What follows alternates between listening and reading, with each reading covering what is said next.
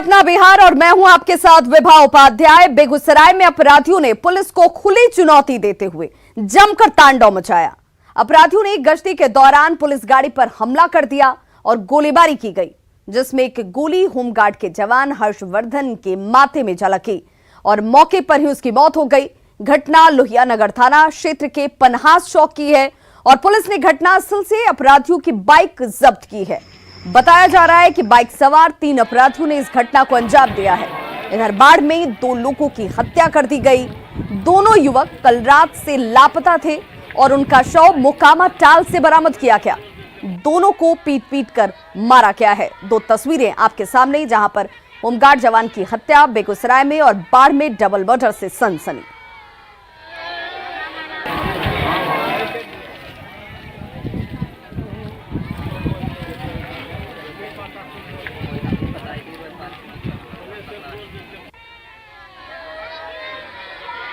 तो तस्वीरें आपके सामने हैं जो ये तस्दीक करती हैं कि किस तरीके से अपराधियों का मनोबल जो है वो बढ़ा हुआ है और दिन दहाड़े इस तरह की घटनाओं को अंजाम देकर अपराधी पुलिस के गिरफ्त से बाहर घूम रहे हैं। बेगूसराय की तस्वीरें, जहां पर देखिए पुलिस वालों को ही निशाना बनाया गया। वहीं बाढ़ में डबल मर्डर के बाद एक बार फिर से कार्यशैली सवालों के घेरे में। छपरा में 2 पक्षों में आपसी विवाद में जमकर मारपीट हुई, जिसका वीडियो सोशल मीडिया पर वायरल हो रहा है। तस्वीरों में लोग एक दूसरे पर लाठी, डंडे और पत्थरों से हमला करते नजर आ रहे हैं। इस दौरान एक पत्थर लड़की को जा लगता है, जो जमीन पर गिर जाती है। तस्वीरें आपके सामने हैं। लड़की को इलाज के लिए पटना रेफर किया गया है और पुलिस ने मामला दर्ज कर लिया है। तो देखिए, लाठी डंडे एक दूसरे के ऊपर भाजे जाते हुए, पत्थर जिसके हाथ में जो आया उसी से शख्स की पिटाई। महिलाएं, बच्चे भी शामिल, जिसमें एक पत्थर एक लड़की को लगता है और वो अचानक से जमीन पर जा गिरती है।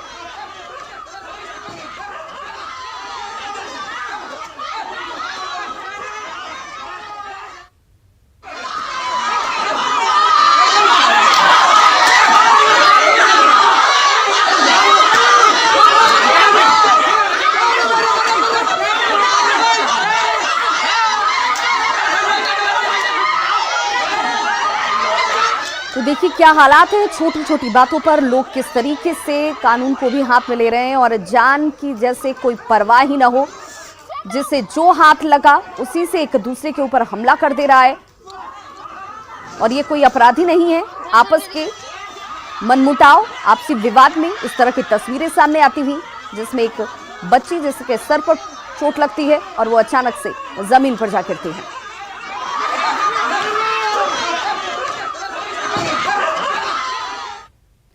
सिवान में एक युवक की स्थानीय लोगों ने जमकर पिटाई कर दी। तस्वीर कुमरार गांव की है जो हम आपको दिखा रहे हैं और इन तस्वीरों को देखिए। बताया जा रहा है कि कुछ अपराधी वारदात को अंजाम देने के लिए जुटे हुए थे, जिसकी खबर ग्रामीणों को लग गई और इसके बाद लोगों ने अपराधियों को यहां से खदेड़ा और उनमें से एक को पकड़ लिया गया, जिसके बाद उस युवक की जमकर पिटाई की जाती है। पकड़े गए युवक के पास से पिस्टल और कारतूस बरामद हुआ है।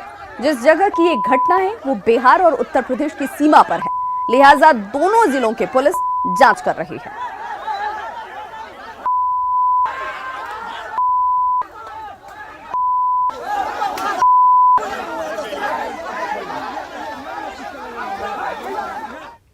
मुंगेर में जहां कोरोना संक्रमण को लेकर चिंता की स्थिति बनी हुई है, वहीं कोरोना बंदी में भी एक आशिक प्यार पाने के लिए लड़की के घर जा पहुंचा और गर्दन पर वार कर खुदकुशी की कोशिश की।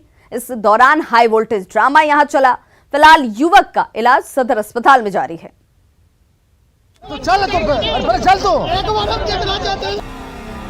कोरोना पर भारी आशिकी।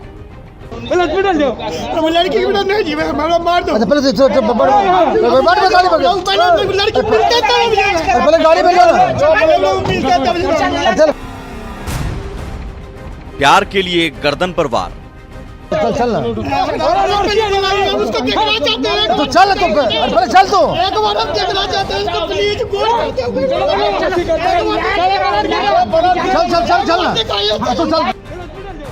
लहूलुहान बदन और जुबान पर लड़की से मिलने की जिद।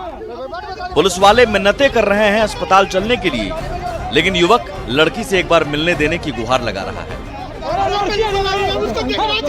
तो चल तुम। ये तस्वीर है मुंगेर के सदर बाजार फाड़े स्थित खलासी मोहल्ले की, जहां मुंगेर के दौलतपुर का रहने वाला विकास नामक युवक अपनी कथित प्रेमिका से मिलने पहुंचा, लेकिन लड़की के परिजनों ने जब मिलने नहीं दिया तो गर्दन पर धारदार हथियार से वार कर खुदकुशी की कोशिश की। मुसलमान से मिलने गए थे। अच्छा, मिलने नहीं किया और मारने लगा हमको। कितने दिनों से आप लोगों का प्रेम प्रसंग चल रहा है? 1 साल से। अच्छा, क्या करते हैं आप? हम ड्राइविंग करते हैं। अच्छा, पेशे से चालक विकास के मुताबिक लगभग 1 साल से उस लड़की के प्यार में था। दोनों शादी के लिए घर से भाग भी चुके हैं, जिसके बाद 26 मई को थाने में मामला भी पहुंचा और लड़की को वापस घर भेज दिया गया। 29 मई की रात इस युवक ने लड़की से मिलने की कोशिश की और नहीं मिलने देने पर खुद को बुरी तरह जख्मी कर दिया। फिलहाल युवक का इलाज सदर अस्पताल में चल रहा है। और अभी स्थिति बिल्कुल साफ नहीं कही जा सकती, क्योंकि ये शरीर के खतरनाक जगह पे चाकू चलाया गया है, तो समस्या गंभीर भी हो सकती है। तो अभी हम इसका प्राथमिक उपचार कर रहे हैं, इसका ब्लड की भी व्यवस्था की जा रही है इसके लिए। एक तरफ कोरोना संक्रमण को लेकर मुंगेर के कई इलाके कंटेनमेंट जोन घोषित हैं, लेकिन यहाँ कोरोना पर आशिकी भारी पड़ती नजर आई। अरुण कुमार, न्यूज़ 18 मुंगेर। खबर मुंगेर से, जहां पर एक घर में ब्लास्ट में 2 लोगों की मौत हो गई, साथ ही आसपास के 6 घरों को नुकसान हुआ है। ब्लास्ट कैसे हुआ ये पता नहीं चल पाया है फिलहाल, लेकिन घटना बरियारपुर की है, जहां दशरथ साव के घर पर धमाका हुआ।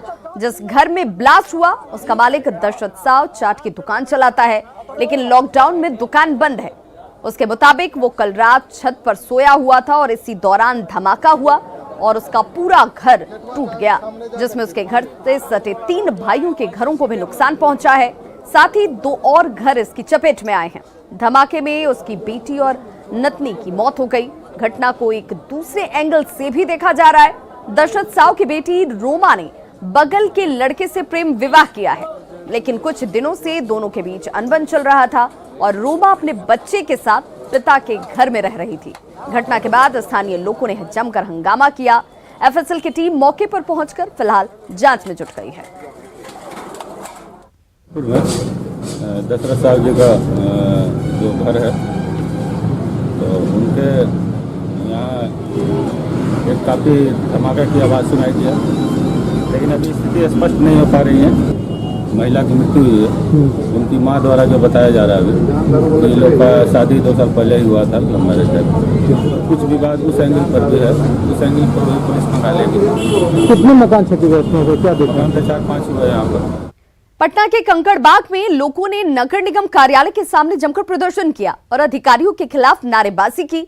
दरअसल संप हाउस पर बन रहे नाले का निर्माण रोके जाने से लोगों को एक बार फिर कंकड़बाग के डूबने का खतरा मंडराने लगा है। लोगों का यह कहना है कि अशोकनगर, पोस्टल पार्क, आजाद नगर के 2 लाख लोग इससे प्रभावित होंगे। लोगों ने नगर आयुक्त से जल्द नाले का काम पूरा करने का आग्रह किया।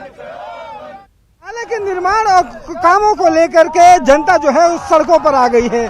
बरसात से पहले कंकड़बाग के लोगों को डर लगने लगा है कि इस बार फिर कहीं बरसात में डूबना न पड़े।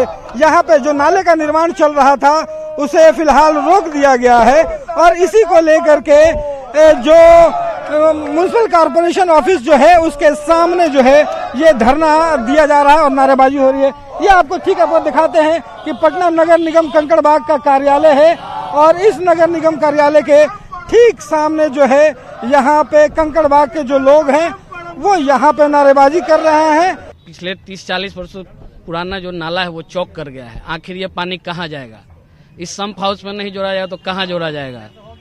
और ये नगर निगम द्वारा ही नाला बन रहा था, इसको क्यों बंद करवा दिया गया? क्या मांगे क्या है आप लोग? बस वो नाला को चालू कर, जो काम चल रहा है उसको चालू कराया जाए, पानी इधर से जाने दिया जाए। क्या आपको लगता है कि इस बार भी जो काम चल रहा है उसको लेकर के कंकड़बाग डूबने का खतरा है? अगर यह काम बंद हो जाएगा तो postal park, Indira Nagar 31 number पूरा वार्ड, 32 नंबर का कुछ हिस्सा, 34 का कुछ हिस्सा, सब जगह जल जमाव होगा। जानबूझ के नगर निगम हम लोग को 7 वर्ष से 1.5 फीट पानी में डुबो रहा है कि घर में पैखाना का पानी बह रहा है, जो कि वार्ड काउंसिलर लोग हम लोग के घर में जाके मुआयना कर चुके हैं, निगम का अधिकारी मुआयना कर चुके हैं इसका विकल्प निगम से पूछा जाए कैसे पानी निकलेगा। वो नाला इसलिए बनना भी चाहिए ताकि ये जो नाला जो निर्माण जो हो रहा था वो नगर निगम सशक्त स्थायी समिति और बोर्ड से पास नाला है और वहाँ पर ही सारे पार्षदों का मोहर लगा हुआ है। जब सारे पार्षदों का मोहर लगा हुआ है तो इसमें विरोध का कारण क्या है? विरोध के कारण मात्र कह रहे हैं वो लोग कि जीरो सम्प हाउस जो बना है इसका क्षमता कम है। तो क्षमता कम है तो नगर निगम अपना सोचेगा क्षमता बढ़ाएगा, लेकिन नाला का निर्माण रोकना ये कहाँ का न्याय है? यहाँ पे कुल मिलाकर के मांगे ये हैं कि यहाँ पे जो नाला का चल रहा था काम उसे फिर से खोला जाए, उसे रोका नहीं जाए ताकि इस बरसात में कंकड़ बाग डूबने से बचाया जा सके। कैमरा पर्सन मनोज के साथ रवि एस नारायण, न्यूज़ 18 पटना। गोपालगंज हत्याकांड को लेकर यात्रा पर निकलने की तैयारी करने वाले तेजस्वी यादव और पूर्व मुख्यमंत्री राबड़ी देवी के साथ साथ आरजेडी के नेताओं के खिलाफ केस दर्ज किया गया है। नेता प्रतिपक्ष तेजस्वी यादव, पूर्व मुख्यमंत्री राबड़ी देवी, तेज प्रताप यादव, जगदानंद सिंह, अब्दुल बारी सिद्दीकी समेत आरजेडी के 32 नेताओं को नामजद किया गया है, जबकि 60 अज्ञात नेताओं और कार्यकर्ताओं के खिलाफ अलग अलग धाराओं में एफआईआर दर्ज की गई है। सरकार ने पूरे बिहार में लॉकडाउन लागू कर रखा है। इसमें किसी तरह के सियासी जमावड़े पर पूरी तरह से रोक है। पुलिस कह रही है कि तेजस्वी ने और उनके समर्थकों ने आज सुबह न केवल लॉकडाउन का उल्लंघन किया बल्कि फिजिकल डिस्टेंस के सरकार के निर्देश को भी ताक पर रख दिया, जो हालात कल बने थे। गोपालगंज मार्च को लेकर के कल आरजेडी कार्यकर्ताओं द्वारा जो दिन भर हाई वोल्टेज ड्रामा हुआ उसे देखते हुए पुलिस प्रशासन ने बड़ी कार्रवाई की है। आपको बता दूं कि जिस ढंग से कल सोशल डिस्टेंसिंग का तोड़ते हुए राजद कार्यकर्ताओं द्वारा, जिसमें तेजस्वी यादव, राबड़ी देवी, तेज प्रताप समेत तमाम लोग शामिल थे, उसमें पुलिस प्रशासन ने कार्रवाई करते हुए लगभग 92 लोगों पर जो है वो एफआईआर दर्ज किया है। वो एफआईआर इस सचिवालय थाना में दर्ज किया गया है और आपको बता दूं कि उसमें तेजस्वी यादव हो, तेज प्रताप हो, राबड़ी देवी हो, प्रदेश अध्यक्ष जगदानंद सिंह हो, उन तमाम 32 विधायकों पर एफआईआर दर्ज हुआ है और उसके बाद जो है तमाम अज्ञात जो कार्यकर्ता हैं आरजेडी, उनके ऊपर इस सचिवालय थाना में मामला दर्ज हुआ है। तो कह सकते हैं कि जिस ढंग से सोशल डिस्टेंसिंग का जो तोड़ा गया उसे देखते हुए ये कार्रवाई हुई है। हम जानने की कोशिश करेंगे अंदर जाकर के कि कैसे कार्रवाइयाँ हुई हैं और एफआईआर जो है वो दर्ज हुआ है। मैम, कल आरजेडी के कार्यकर्ताओं पे कितने लोगों पे एफआईआर दर्ज हुआ? पूरी तरीके से जानकारी नहीं, मैं नई हूँ, प्रोफेशनल हूँ, इसीलिए मुझे पूरी जानकारी नहीं। ये जो यहाँ पे सब इंस्पेक्टर हैं, इनका कहना है कि पूरी जानकारी इन्हें नहीं है, लेकिन हम आपको बता दें कि कुल मिलाकर के यहाँ पे 92 कार्यकर्ताओं पर कार्रवाइयाँ हुई हैं और जिसमें आरजेडी के तमाम बड़े जो 32 विधायक हैं वो शामिल हैं। देखना होगा कि आगे का जो जिला प्रशासन है और पुलिस महकमा है इन सारे मामलों पर क्या कार्रवाई करती है। कैमरा पर्सन मनोज के साथ रवि एस नारायण, न्यूज़ 18 पटना।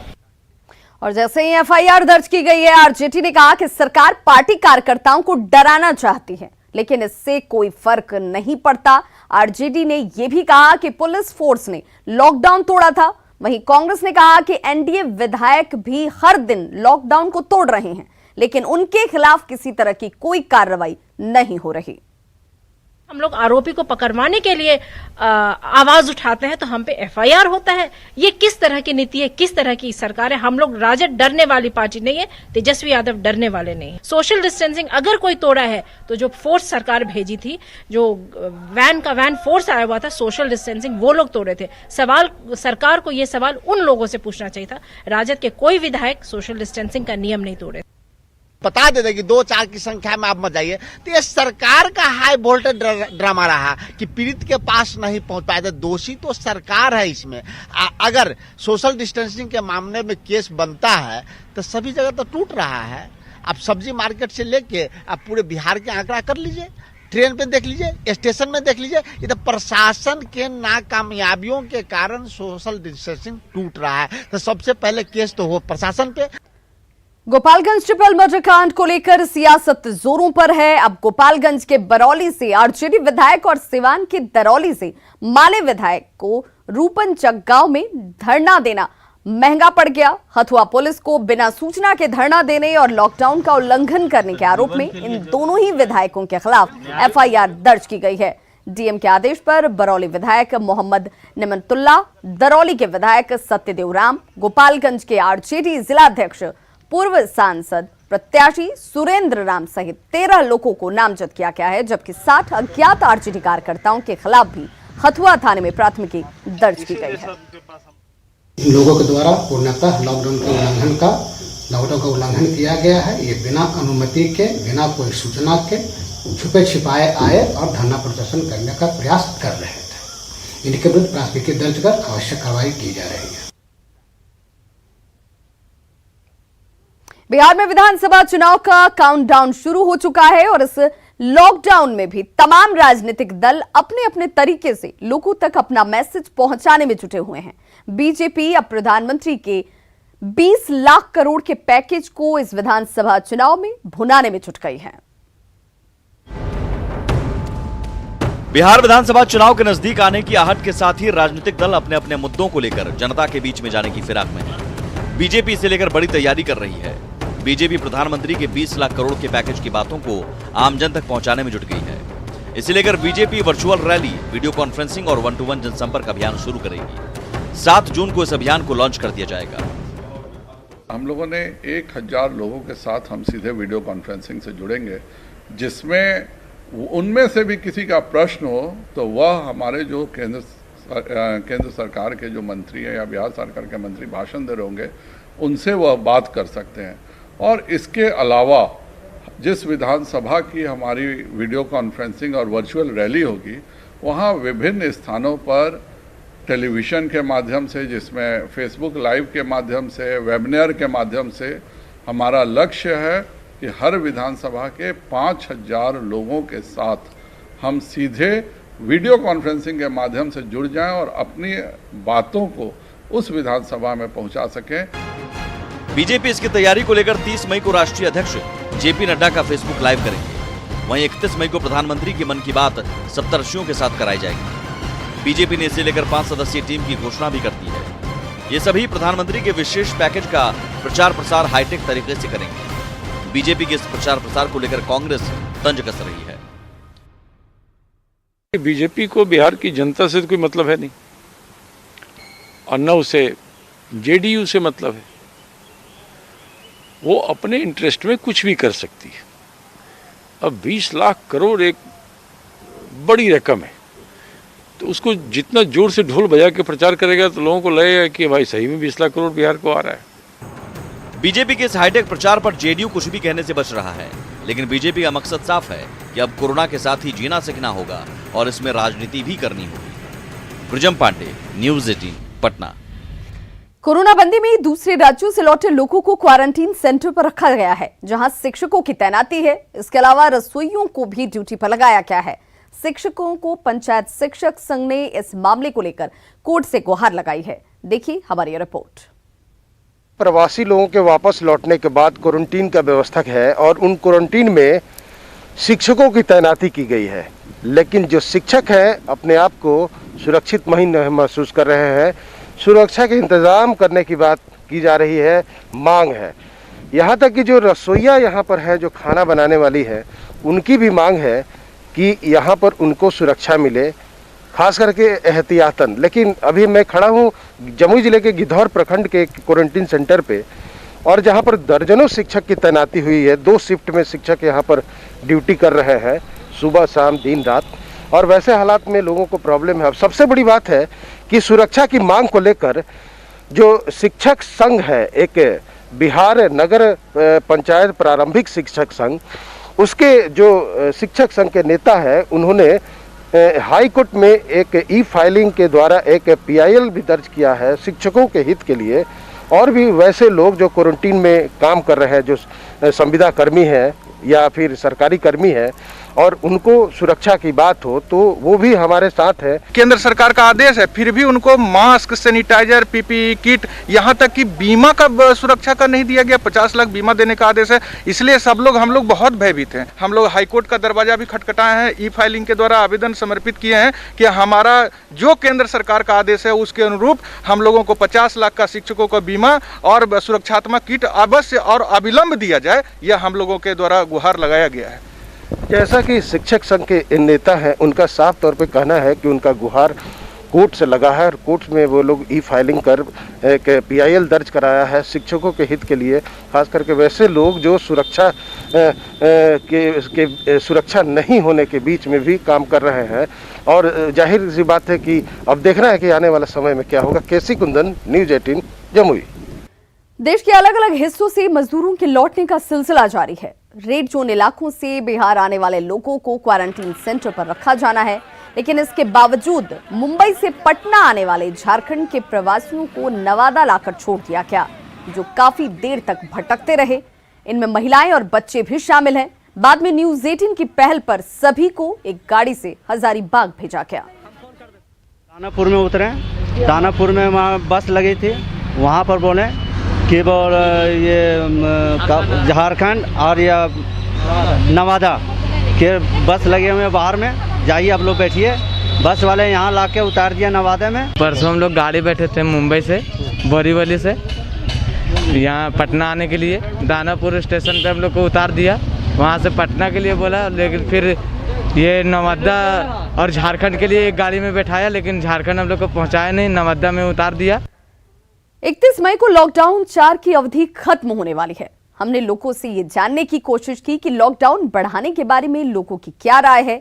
ज्यादातर लोगों का ये मानना है कि कुछ ढील के साथ लॉकडाउन जारी रखना चाहिए, लेकिन सोशल डिस्टेंसिंग पर ज्यादा ध्यान देना होगा। लॉकडाउन 4 की अवधि समाप्त होने वाली है और चर्चाओं का बाजार गर्म है कि जिस ढंग से लॉकडाउन 5 आना चाहिए या नहीं आना चाहिए। अगर बिहार की बात करें तो जिस ढंग से लगातार कोरोना के मामले सामने आ रहे हैं, उस पर कुछ लोगों का कहना है कि नहीं, कोरोना के मामले ज्यादा बढ़ रहे हैं, इसमें और रुकना चाहिए। लेकिन जो आम जनता है, जो लोग हैं, उनसे जानने की कोशिश करते हैं कि आम लोगों की इस पे क्या राय है। जरूरी चीजों पर छूट भी चाहिए, जैसे यातायात बिल्कुल बंद है, दुकान वगैरह पर प्रतिबंध है, ये सब चीजों पर कुछ डाइल्यूट होना चाहिए, जिसमें आम लोगों को परेशानी नहीं हो। लॉकडाउन अगर अधिक नहीं किया गया, नहीं बढ़ाया गया, तो और जो राज्य की स्थिति और खराब हो जाएगा। लॉकडाउन रहना चाहिए तो सरकार को 2450 रुपया में 2350 रुपया खाने का प्रावधान नहीं होना चाहिए। सरकार को अब इस पर लॉकडाउन से ज्यादा सोशल डिस्टेंस पर जोर देना चाहिए, यही एक रास्ता बच गया है। और लॉकडाउन में ढिलाई हो थोड़ा, लेकिन सोशल डिस्टेंस पर ज्यादा फोकस होना चाहिए। देखिए, कुल मिलाकर के मिली जुली राय है और लोगों का कहना है कि जो लॉकडाउन है वो तो बढ़ना ही चाहिए, लेकिन साथ साथ सरकार को सुविधाओं का भी ख्याल रखना चाहिए। कैमरा पर्सन मनोज के साथ रवि एस नारायण, न्यूज़ 18 पटना। और अब देखते हैं बिहार की कुछ अन्य खबरों को फटाफट अंदाज में। पटना के जेपी सेतु से युवक ने लगाई छलांग, पारिवारिक विवाद को लेकर तनाव में था युवक। सिवान में अपराधियों ने सांसद प्रतिनिधि के भाई को मारी गोली, मोबाइल छीनने के दौरान वारदात, लोगों ने एक अपराधी को पकड़ा। मधेपुरा में अपराधियों ने की पूर्व सरपंच की गोली मारकर हत्या, बाइक सवार अपराधियों ने दिया वारदात को अंजाम। कोरोना बंदी के बीच रोहतास में नाली विवाद में 2 पड़ोसियों के बीच जमकर मारपीट, 60 साल के बुजुर्ग की मौत। लखीसराय में आपसी विवाद में 2 पक्षों के बीच फायरिंग, चापाकल पर पानी पीने को लेकर के पूरा विवाद उठा। गोपालगंज में बरौली पुलिस की करतूत, खुलेआम रिश्वत लेने का वीडियो आया सामने, जमीन विवाद में मिली भगत का आरोप।